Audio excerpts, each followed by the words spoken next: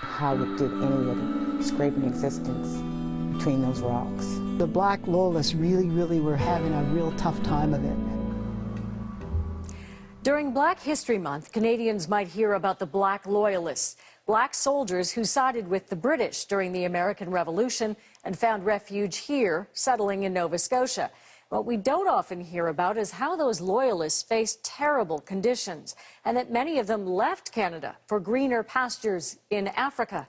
CBC's Kimberly Gayle tells us about one Canadian who is living that history and connecting with a past across 2 continents. The British post them all Canada in the province of Nova Scotia. You look around and you don't see anything that says there were black Loyalists that were here who got on board 15 ships and settled across the ocean. It's amazing. It's a story that needs to be told. This is Wayne Hamilton's story, one of searching for his roots. 2 centuries ago, Hamilton's ancestors came to Nova Scotia in search of freedom.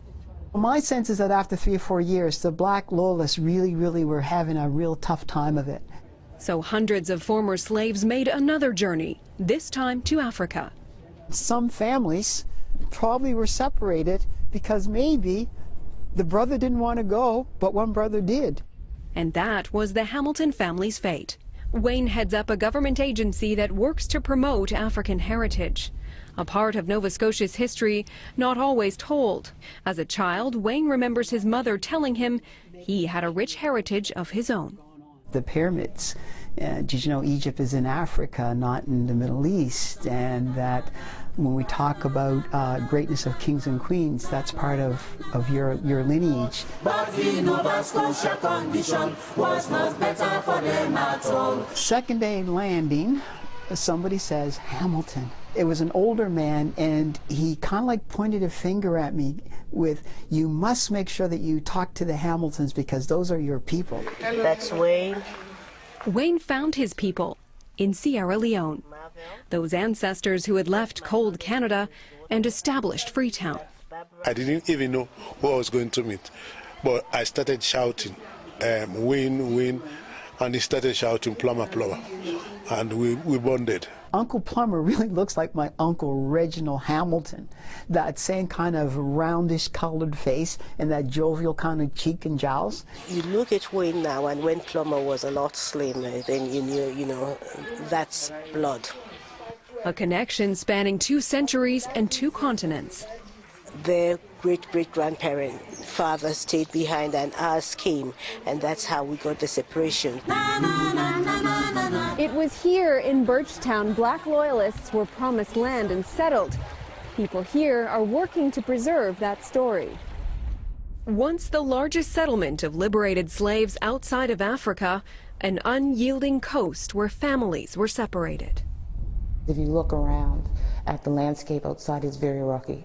And one would imagine how did anybody scrape an existence between those rocks. Inside this small museum is a copy of the famed Book of Negroes. Within it, the names of slaves who escaped to Canada. The Hamilton name is recorded here. So here we have John Hamilton, who we know came on the ship L'Abondance, and they were headed to Port Mattoon, Nova Scotia. And he had a general birth certificate, which meant that he was a free man. Free, but on unforgiving land. Many chose to leave, this time for Africa's shores. Today, Nova Scotia is putting more effort into honoring this part of its past. Federal funding was announced last year to expand the museum. In the meantime, the Hamiltons will try to complete their story. I'm old now. I don't think I'll be able to go to Canada in the future. But if my children and grandchildren, they'll be going there, I hope.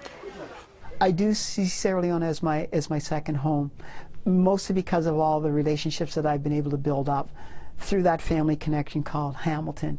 It's not finished, the journey is still on. And by unearthing this past, a chance for others to begin seeking out their roots. Kimberly Gayle, CBC News, Halifax.